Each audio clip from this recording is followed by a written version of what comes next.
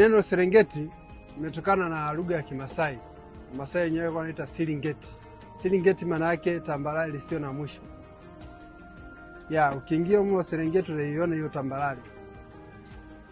Wamasai walikuwa naishi humu kabla haijawa hifadhi ya taifa. Ilikuwa pori la akiba, wao walikuwa naishi humu.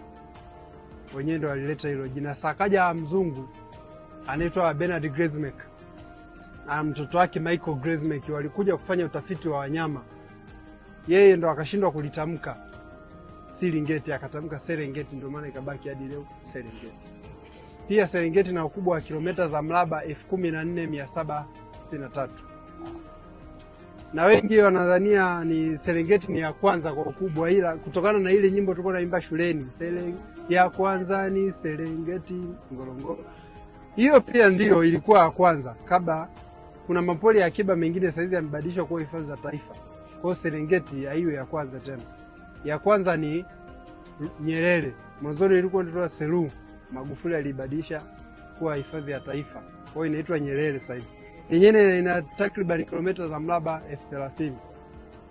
Ya pili ni Ruaha ambayo ipo Iringa. Nyerere yenyewe ipo Morogoro. Ya pili Ruaha ipo Iringa. Ina kilomita takriban 20,000. Ya tatu ndo Serengeti. Japo kuwa Serengeti ni ya tatu kwa ukubwa, ila ndio mbuga inayoongozwa kwa kuwa na wanyama wengi kuliko mbuga zingine, kushinda hata hizo ya kwanza na ya pili. Pia ndio mbuga inayosifika na kupata Big Five wote wale wanyama watano wakubwa Serengeti wanapatikana. Kama kwaya Mtakatifu Yuda Tadei tumetembelea hifadhi ya Serengeti, tumeingilia hii geti la Ndabaka. Kiukweli tumepata experience nzuri sana sisi kama wanakwaya.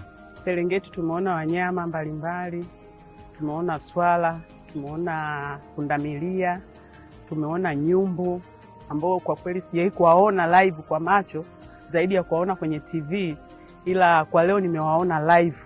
Na mazingira, mandhari nzuri, miti mizuri ya kuvutia, tambalale, yani safi kabisa.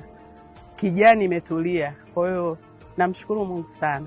Kikubwa ambacho nimekipata hapa Serengeti National Park ni kwanza kujua asili ya jina hili la Serengeti, kwamba limetokana na asili ya kabila la Wamasai, kwamba ni tambarare isiyo na mwisho. Na ni kweli tumeingia mbugani, tumeona ni uwanda wa tambarare mkubwa sana.